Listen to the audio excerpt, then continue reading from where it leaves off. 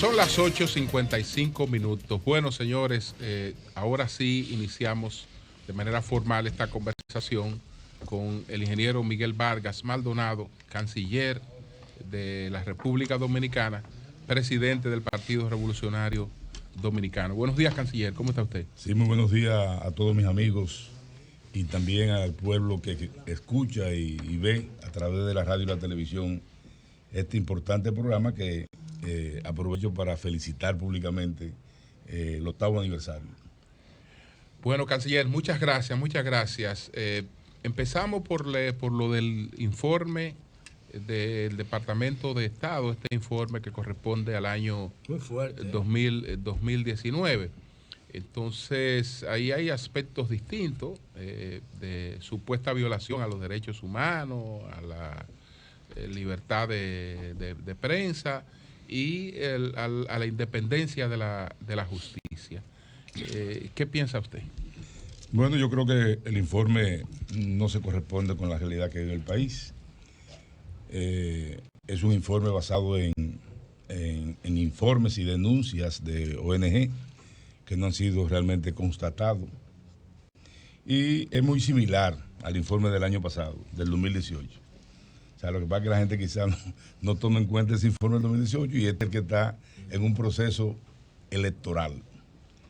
Pero si es un informe muy crítico que siempre el Departamento de Estado hace sobre los países latinoamericanos, y eso es todos los años.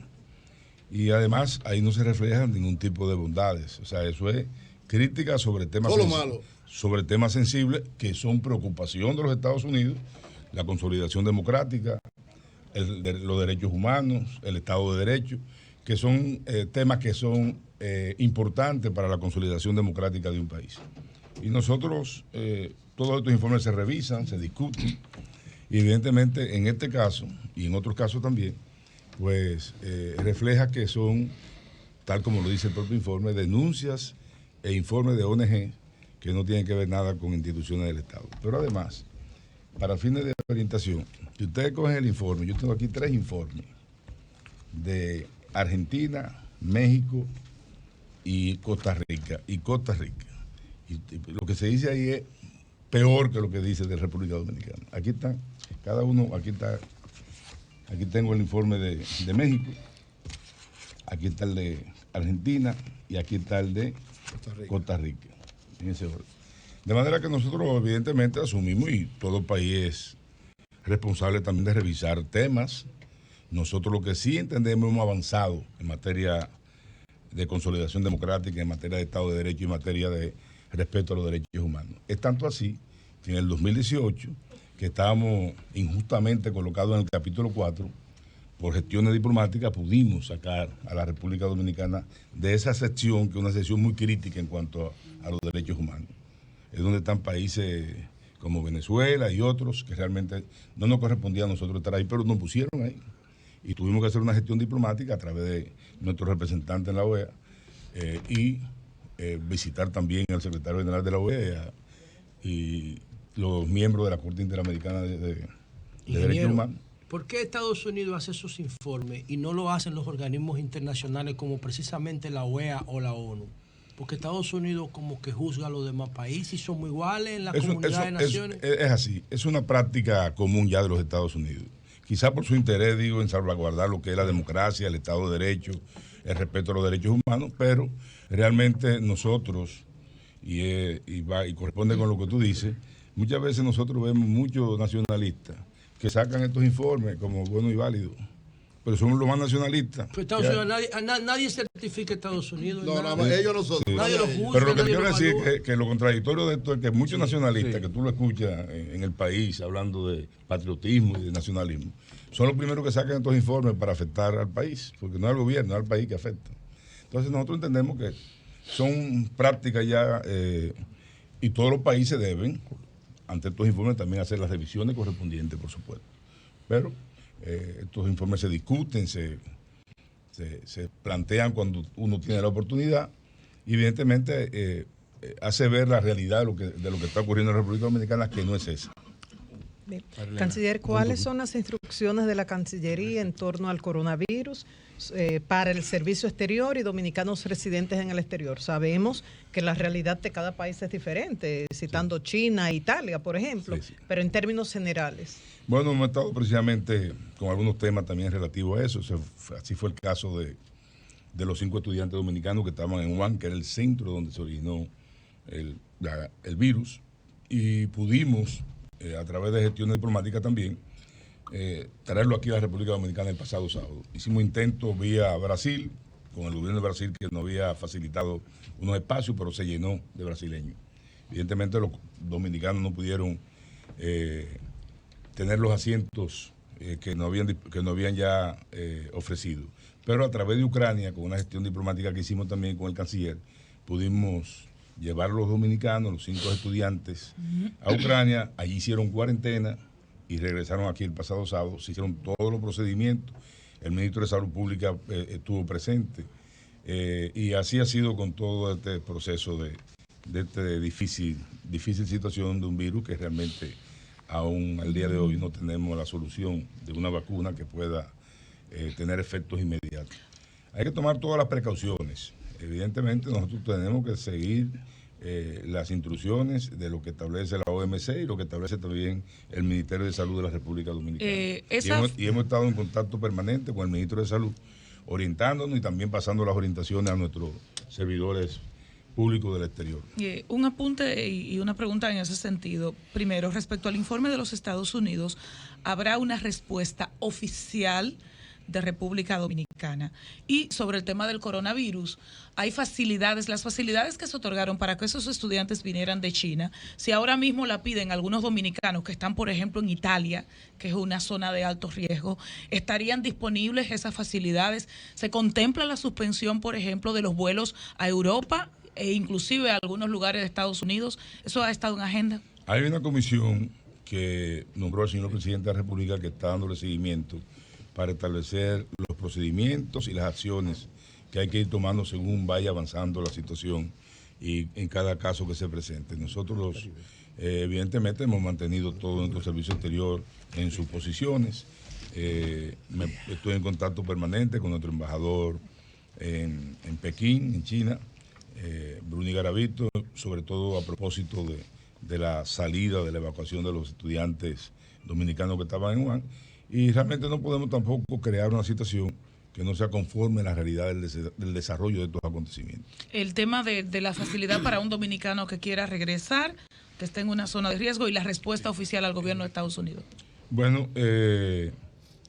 nosotros como respuesta, lo usual es que en los organismos pertinentes y en los escenarios correspondientes discutimos estos temas y hacemos los planteamientos y los señalamientos y le planteamos cuál es la realidad de la República Dominicana. Pero no solamente con estos informes, con otros informes que también se generan en organismos multilaterales, en organismos regionales, organismos internacionales. Y aprovechamos esos escenarios, pero esto no se debate públicamente. Nosotros quisimos hacer aquí una aclaración porque realmente a nosotros nos correspondió tener el privilegio de sacar a la República Dominicana del capítulo 4, que es una sesión muy crítica en cuanto a derechos humanos. Y eso hemos ido avanzando, hemos ido consolidando nuestra democracia, hemos ido fortaleciendo el Estado de Derecho en el país. Hemos ido también avanzando en lo que es el respeto a los derechos humanos. Una muestra de eso es toda la protesta que se han dado y aquí no ha habido un rasguño para nadie. ¿Y la asistencia a dominicanos en exterior que estén en zonas de riesgo, como Italia, por ejemplo? Bueno, nosotros estamos en contacto permanente. En este caso, por ejemplo, de los estudiantes, ellos solicitaron y sus familiares nos visitaron también, estuvimos en contacto con ellos, y cualquier caso en particular que se dé, pues será también motivo de preocupación y de atención por parte nuestra. Canciller, hay muchas cosas del informe que se han discutido aquí en los medios, en los programas de radio, de televisión, Odebrecht, lo que ellos llaman ejecuciones extrajudiciales, que no son tales porque aquí no hay ejecuciones judiciales, pero muertes. Ellos mencionan la muerte extrajudicial. Sí, claro. Entonces, 70 el año pasado. Aquí ha habido situaciones documentadas por videos caseros de exceso de la autoridad y entre eso están esas muertes. Entonces, hay cosas ahí que ocurrieron y que están registradas en los periódicos y que ellos toman muchas cosas de los periódicos. Pero voy a un tema que tiene mucho que ver con lo exterior. La Organización Mundial de la Inmigración cita deportaciones de mujeres sin sus hijos o hijos dejados atrás o niños solos y establece una serie de maltratos o alegan una serie de maltratos con relación a haitianos particularmente remitidos a su país. Sí. ¿Cuál es la información de Cancillería? Fíjate, el trato que se le ha dado a nuestros vecinos haitianos no ha podido ser más humano. Y yo me inscribo dentro de lo que planteaba Julio esta mañana que estuve viéndolo, donde decía que pueden haber casos excepcionales, o sea, casos muy particulares, pero con eso no quiere decir que esa no es la regla general ni el comportamiento. Evidentemente hemos avanzado en la justicia, hemos avanzado en los derechos humanos, hemos avanzado en el Estado de Derecho, pero falta mucho todavía. Tenemos que seguir avanzando en esos escenarios que realmente contribuyen al desarrollo del país, contribuyen a una democracia consolidada. Yo quiero pasar ahora al plano político. Hay elecciones el próximo domingo. Antes de tú pasar ahí... Lo que yo quisiera que ustedes me permitieran, y después seguimos con el cuestionario, es darle informes que sí tienen sustento verídico. Ok, perfecto. Que son dos informes que yo tengo aquí. Perfecto. Adelante. Porque a propósito... Insistir, ingeniero, antes de esos informes, que detrás de estos informes hay garantías de recursos. Es decir, si no hay problema de derechos humanos, no hay fondo.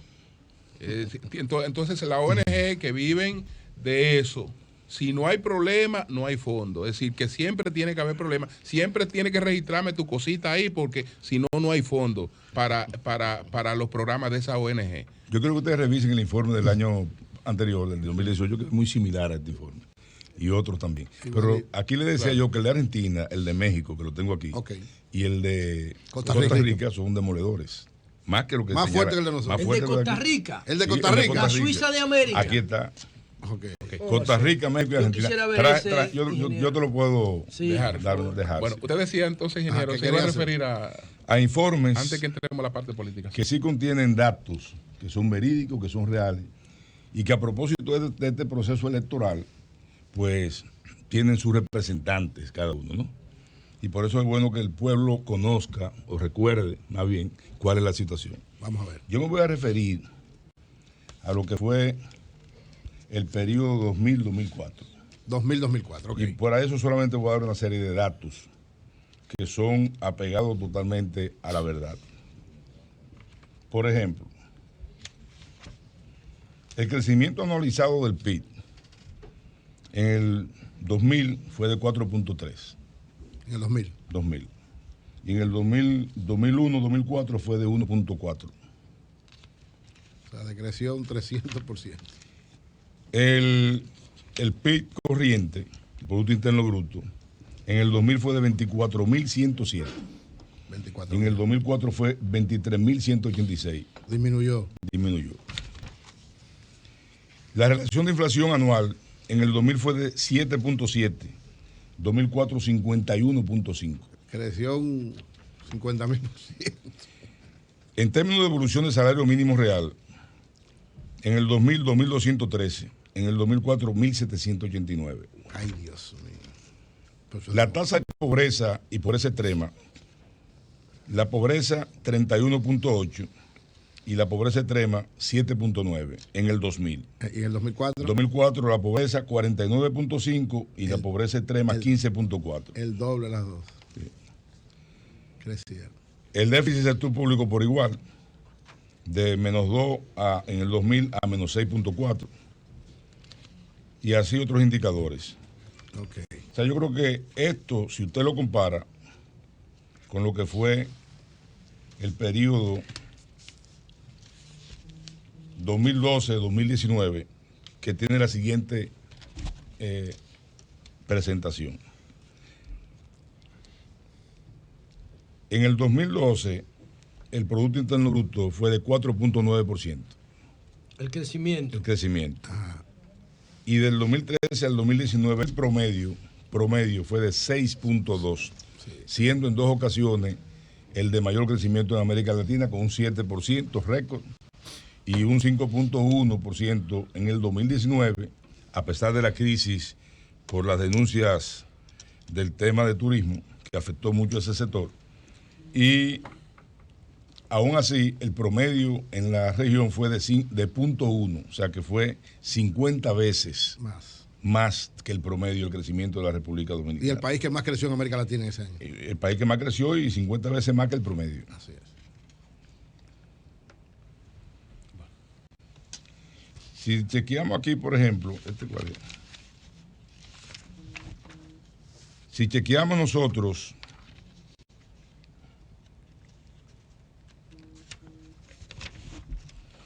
el Producto Interno Bruto, en el 2012 el país tenía un Producto Interno Bruto de 60.739. Ustedes recuerdan lo que yo dije ahorita del periodo 2000-2004. ¿Eh?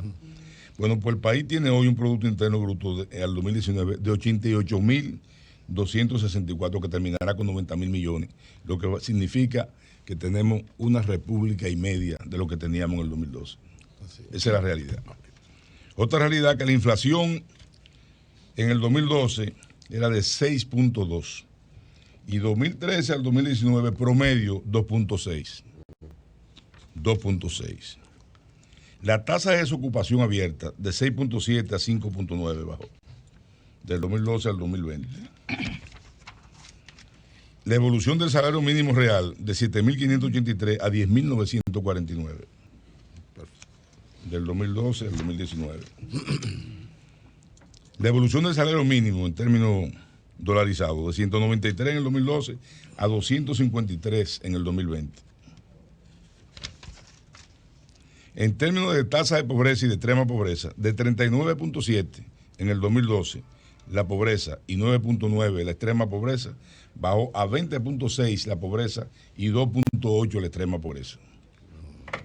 Se redujo significativamente. Entonces esa es la realidad de un país que realmente ha reflejado no una gestión por parte del presidente Danilo Medina exitosa, sino extraordinaria. Lo cual nosotros decimos que tenemos tres elementos fundamentales ahora que debemos preservar por encima de todos los intereses particulares y políticos, que son la estabilidad política y económica que tiene el país, el crecimiento económico sostenido, reflejado también aquí en esos números, y la paz social que disfrutamos. Esos tres elementos juntos es una responsabilidad de todos preservarlo, pero además sabiendo que en América Latina ningún país tiene esos tres elementos juntos hoy en la actualidad. Y a propósito de eso, una pregunta doble. La primera es, ¿entiende usted que en ese informe hay alguna intención política de cara a las elecciones del próximo domingo? No, absolutamente. No. Absolutamente. Okay. La elección iba a ser el 16 de febrero. Okay. O sea, este informe que se da frecuentemente para esta fecha, todos los años. Es normal, okay. Es normal. Y es muy similar al del año 2018. Ok. Sí. Sí. Porque no, lo que pasa es que alguna gente ha dicho, no, lo tiraron ahora pensando en las elecciones del domingo. No tiene nada que ver. Lo segundo es, el Partido Revolucionario Dominicano es un aliado del Partido de la Liberación Dominicana. Esa coalición ha pasado situaciones muy complicadas y difíciles después de la suspensión de las elecciones, muchas protestas, muchos asuntos, una percepción absolutamente difícil para esa coalición. ¿Qué piensa usted entonces que va a pasar el domingo?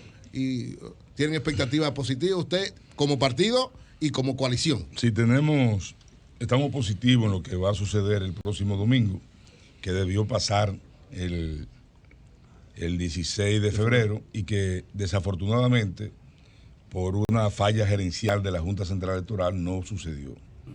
Porque la Junta es un organismo autónomo, totalmente independiente del Poder Ejecutivo, y que esa responsabilidad es únicamente y absolutamente de la Junta Central Electoral. Y han querido trasladar esa culpabilidad al gobierno y a la coalición, cosa que no es cierta. Nosotros planteamos que se siguiera con el proceso del conteo manual, donde no había ninguna vinculación con el conteo automatizado, y la oposición fue que se opuso a que se siguiera con ese proceso manual. Y prevaleció la posición de la oposición ante la decisión de la Junta Central Electoral.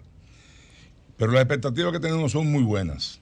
La coalición va a ganar más del 60% de las alcaldías y de los distritos municipales en todo el país.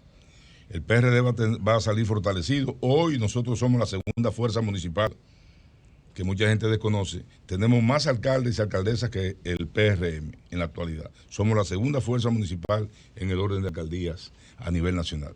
Y vamos a seguir siendo una fuerza importante. En este proceso nosotros tenemos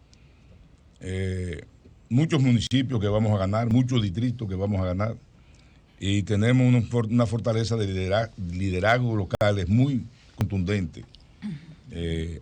Podríamos mencionar algunos, pero yo creo que lo más importante es que estamos preparados para salir a votar el próximo domingo, haciéndolo en la casilla 3 del Partido Blanco, del PRD.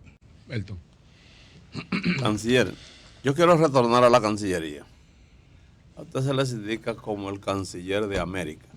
Diablo. Por la gestión que ha hecho poniendo a la República Dominicana en el mundo. ¿Usted no puede señalar algunos de los puntos más resaltantes en beneficio del país y de su gestión en la Cancillería? Bueno, nosotros hemos tenido muchos logros en esta gestión porque hemos fortalecido a raíz de la ley 630-16, que es la nueva ley que rige para la Cancillería a partir de nuestra llegada, coincidió.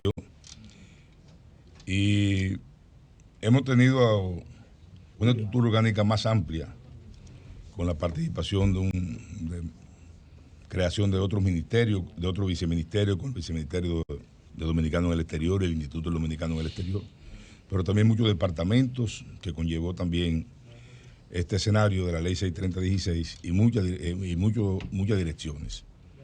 Pero lo más importante es que nos hemos insertado de manera eficiente en el Concierto Internacional de Naciones. Hemos tenido la presidencia de CELAC, la presidencia del SICA, la presidencia de Mesoamérica, la presidencia del FOCALAI, que son organismos regionales y intrarregionales que realmente significan mucho en el proceso del multilateralismo.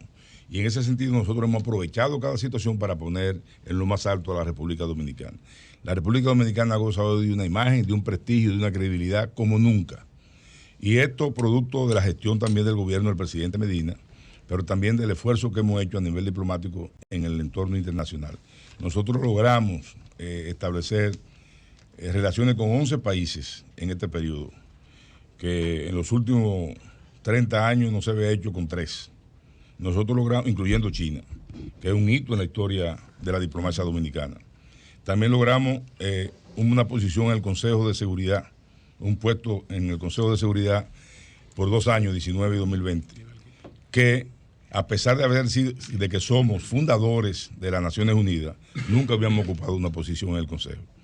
Pero hemos también alcanzado otras posiciones importantes como nunca, en diferentes organismos internacionales como la FAO, la propia Naciones Unidas, con posiciones administrativas. O sea, hemos estado activos, dinámicos. Y hemos enfocado también un eje muy importante que es el comercio, donde para nosotros ha sido uno de los ejes fundamentales de nuestra meta. Hemos hecho 59 acuerdos comerciales, que en los últimos 20 años no se habían hecho 20. 59. 59. Hemos hecho consejo conjunto de comercio y de inversión con 17 países importantes. Uno de ellos lo firmó el presidente de España hace poco, cuando vino su visita, en enero del año pasado, con el presidente Danilo Medina, promovido por la Cancillería. Y hemos firmado con diferentes países también de grandes dimensiones, de gran desarrollo. Hemos logrado la supresión de visado en 36 países, de los cuales ya 20 están en vigencia y otros están en proceso en instancias diferentes del Estado Dominicano.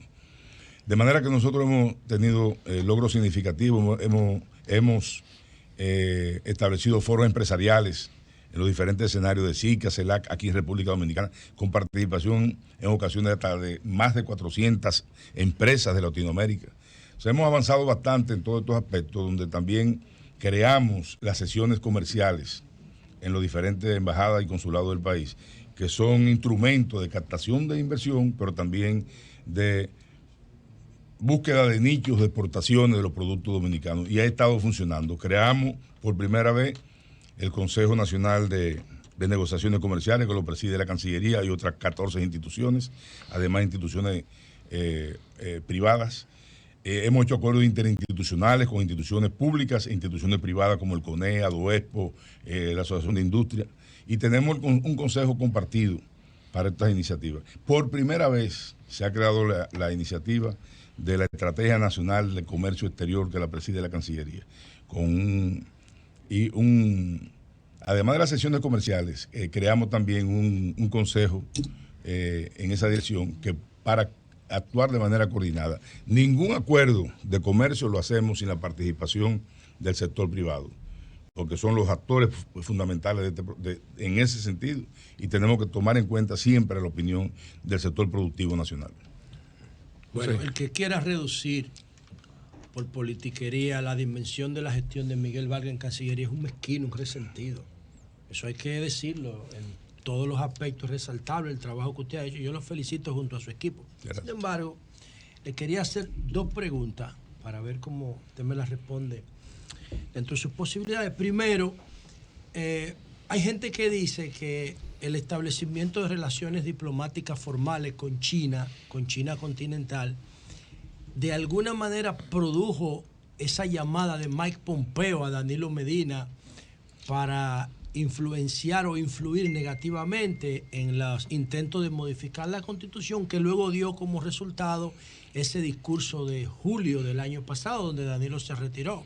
Me gustaría saber si usted coincide con eso, y de cómo las relaciones con China afectaron la posibilidad de reelección de Danilo. Y segundo, el PRM se separó del PRD. Ahora las encuestas tradicionales, las encuestas industriales, dicen que el PRM está en primer lugar en todas las encuestas independientes. Entonces, el PRD, las mismas encuestas lo proyectan como un partido que se ha reducido. A propósito, vi que Leila Mejía anunció ayer que iba como representante del PRD por la capital. Pensé que iba a estar aquí acompañándolos a ustedes. Saludos para ella por la 1. Y Emelín Valdera también. Emelín Valdera también. Sí, señor. Sí. La expresidenta Croalta, la mejor presidenta que ha tenido. Oigan ahí. Sí. Entonces, está bien el PRD. Tomando en cuenta lo que publican las encuestas, ¿qué reflexión usted hace sobre eso? ¿Va a mantener el PRD la condición de partido grande en República Dominicana? ¿Y qué sensación deja en usted el hecho de que el PRM, las encuestas lo pongan arriba y al PRD lo pongan abajo? ¿Valió la pena esa separación? Bueno, todos conocemos ese proceso que viene desde el 2008, donde cuando nosotros asumimos la candidatura presidencial, luego de salir del gobierno en el 2004, por el PRD, nuestros compañeros estaban desmoralizados. Para el 2004 habían 12 aspirantes. Para el 2008 solamente se presentó una, que fue doña Milagro. Porque los periodistas estaban muy desmoralizados, y nosotros salimos a recorrer el país, levantamos la bandera blanca, nos acompañaron muchos compañeros y compañeras, y logramos competir con éxito, porque nosotros sabemos lo que sucedió en ese proceso. Primero, alianzas de sectores internos del PRD con Leonel Fernández en contra nuestra, y una serie de... El primer déficit fiscal que se practicó en un gobierno del PLD fue de enero a mayo del 2008 de 55 mil millones de pesos. Con esto dejo la mente abierta. Usted dice que Leonel le ganó a usted con fraude en el 2008. Con uso de los recursos del Estado. Con uso de los recursos del Estado. Por supuesto. Pero además, en el 2010, y esto es más grave todavía, el PRD sacó un 47%, siendo yo presidente del partido, que lo asumí en el 2009 la presidencia. 47%. Y el PRD no sacó un senador. Otra alianza de sectores internos del PRD con Leonel Fernández. Un trabajo de pinza. ¿Cómo usted concibe que un partido saque un 47% y no saque un senador en todo el país? Hay que hacer un trabajo fino, y el PLD sacó un 38% en el 2010.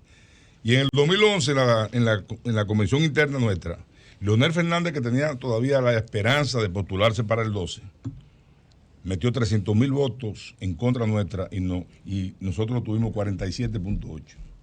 Y así se define la candidatura del 12. Y esa es la realidad. Ahora, lo mismo que usted plantea lo decían para el 16. que nosotros no íbamos a sacar más de un 5%, que no íbamos a quedar, y nosotros sacamos un 8% en lo municipal, un 7% en lo congresual y un 5.9% en lo presidencial. Evidentemente, cuando un partido se fractura, pues tiene que empezar de nuevo con una serie de situaciones.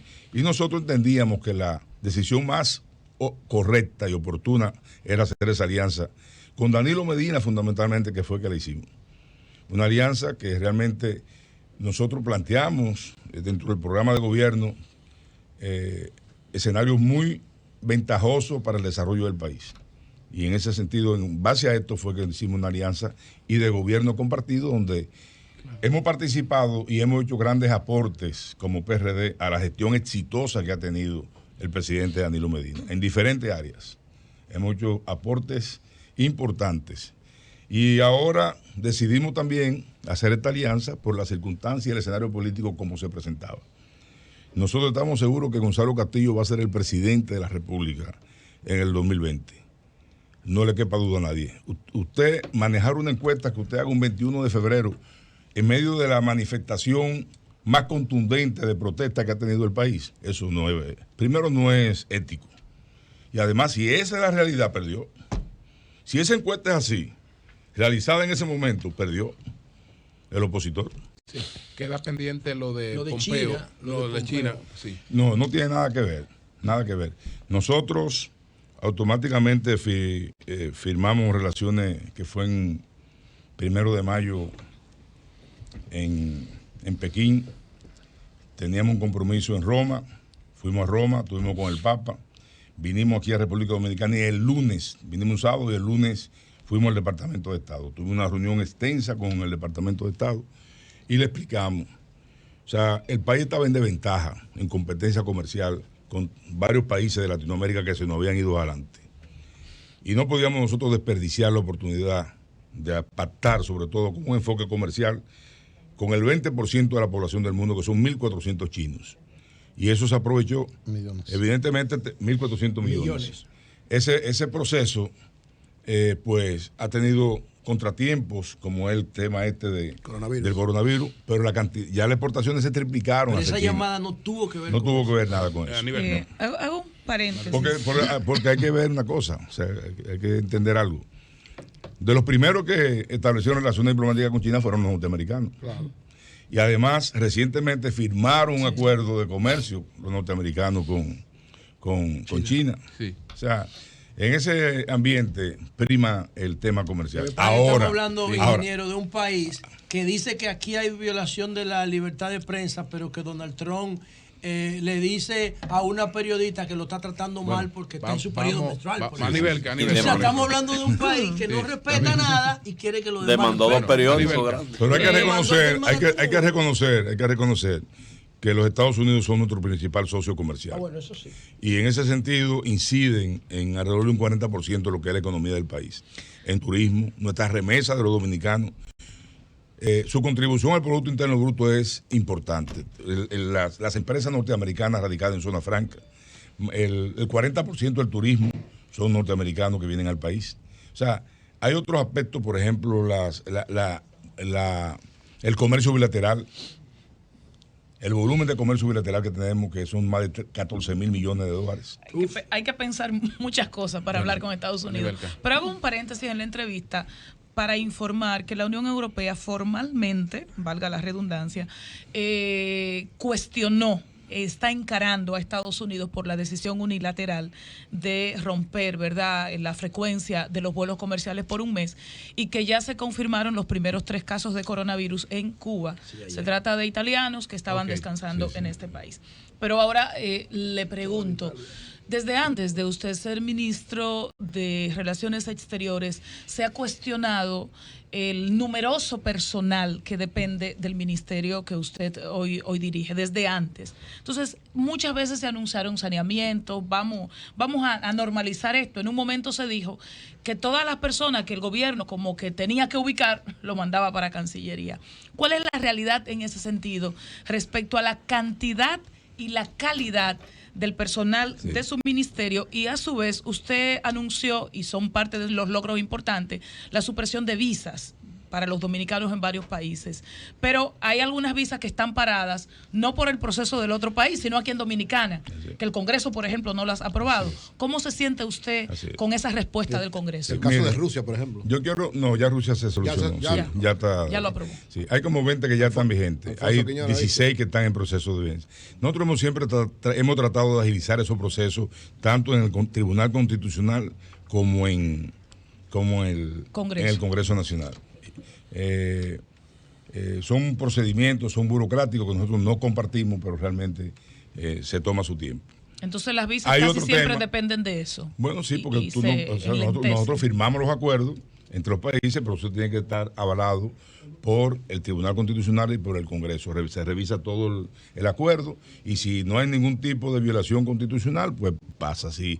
Y el Congreso también va y ratifica ese acuerdo. Pero también hay otro acuerdo que nosotros firmamos muy esperanzados y con mucha satisfacción, que tampoco se ha podido aprobar, que es el pre-clearing. Un acuerdo que convertía al aeropuerto de Punta Cana en básicamente un aeropuerto local de Estados Unidos. Que abría la puerta a más de 58 aeropuertos sin necesidad de tener que considerar los vuelos internacionales. Entonces, son de las cosas que nosotros debemos pensar. Eso está detenido en el Constitucional aún. En el Tribunal Constitucional. Y aprovecho para llamar la atención sobre nada más falta tema. eso para ser aprobado ya. Nada más falta eso. Tenemos ya 2 años en eso. Terminamos. El tema de la Cancillería, el personal numeroso, la calidad del yo personal. comparto contigo. Una de mi primera preocupación cuando yo llegué fue esa. De hecho, hemos avanzado. Nosotros quitamos 217 en un momento y quitamos 129 en otro momento. Hemos avanzado. No es lo suficiente. Se requiere de un mayor ordenamiento de recursos humanos en la Cancillería. Esa es la realidad. Se requiere de un mayor ordenamiento y estamos trabajando para eso. Pero además, un gran abultamiento, y bueno decirlo, se produjo en el 2007 a propósito de la convención interna del PLD. ¿En el 2007? En el 2007. A propósito de la convención interna del PLD. Sí. Y eso todavía se arrastra. Bueno, ya hemos ido superando algunas situaciones. Le dije que en un momento tuvimos que desvincular 217 y desvincular ahora recientemente unos 129. ¿Tiene usted información que permita determinar quiénes estuvieron detrás de la campaña contra la República Dominicana como destino turístico del año pasado? Le hago la pregunta porque un dirigente empresarial de Santiago aseguró que hubo sectores locales provocando eso. Esa es mi primera inquietud. Es cierto. Lamentablemente, malos dominicanos, como podemos decir, por intereses políticos, estuvieron detrás de esa campaña. Y están detrás de otras campañas, han estado detrás de varias campañas también. O sea, aquí hay un concepto en Latinoamérica, que si ustedes se fijan con diferentes países, que ya se ha cambiado el esquema de potenciar a un candidato a base de promover su condición y sus cualidades. Ya eso ha pasado a un segundo lugar. Ahora es desestabilizar el país al partido de gobierno para que entonces no pueda echarle culpa de todo lo que está ocurriendo y crear situaciones de desestabilización social, económica y política. Y eso se ha visto aquí también. O sea, que eso vino del área política. Eso vino parte del área política con cómplices externos. Se manejó esa situación. Y el segundo aspecto, perdóname, Cristian. El sector externo puede ser por competencia, pero el sector dominicano sí es crítico que lo haga. Sobre la trata de personas, avergüenza ver en muchísimos informes que ocupamos de los primeros lugares como país emisor y país receptor. ¿Realmente es así? No, nosotros hemos controlado muchísimo. Inclusive, nosotros pusimos, para que ustedes tengan la información, un centro de monitoreo en temas de derechos humanos y de trata, que lo inauguramos en Cancillería hace casi 2 años y que realmente ha estado funcionando.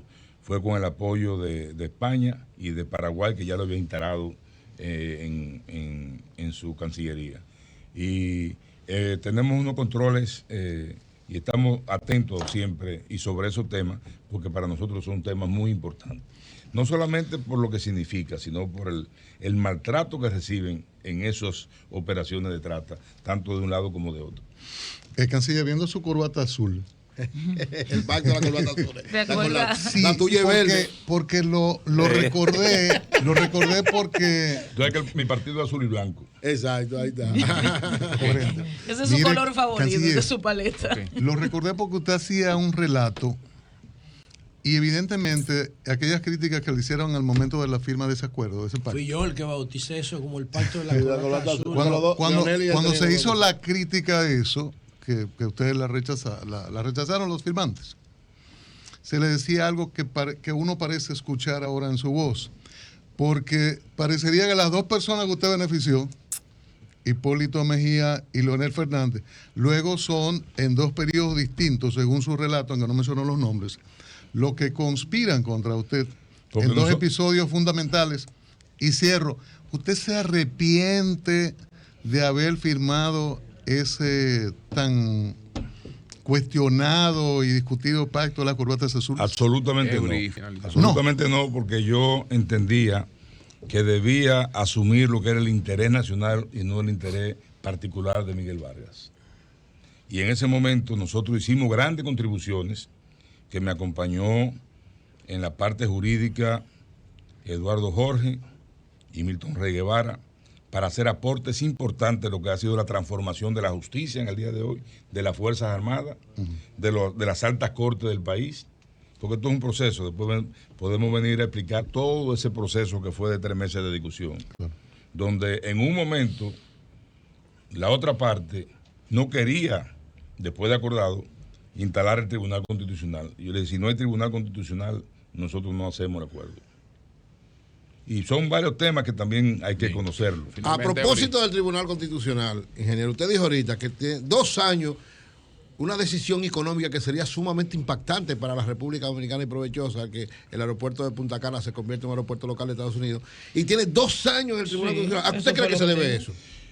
No entiendo las razones. Yo he hecho varias visitas, hay temas que ellos entienden son de carácter constitucional, pero yo entiendo que hay que mirar más allá de todas estas cosas. Yo soberanía creo que se ha hablado. Hay que, de soberanía. Sí, pero la soberanía es lo que decía. Pero en Inglaterra hay varios aeropuertos. No solamente eso. No solamente Canadá, por Canadá, pero no solamente eso. Es que varios países de la región están esperando así, que nos lo quiten ya de Estados Unidos por falta de la iniciativa. Para tomarlo ellos. Para tomarlo ¿Fue ellos. que la Cancillería apoderó, disculpa Julio, no fue la Cancillería, fue la Fuerza Nacional Progresista. Fue la Fuerza Progresista. Debemos suspender vuelo, canciller, que Trump suspendió vuelo, hay países suspendiendo vuelo. Bueno, ya yo creo, Cristian, que esa parte se trató también. Él dijo que hay una comisión del gobierno que está evaluando todo y que irá trabajando eso. Bueno, canciller, gracias. Gracias, canciller. Gracias al canciller. Gracias a don Antonio Payaki. El mejor canciller que ha tenido la historia de la República Dominicana. Gracias, así es. No hay duda. Cambio fuera. Hemos querido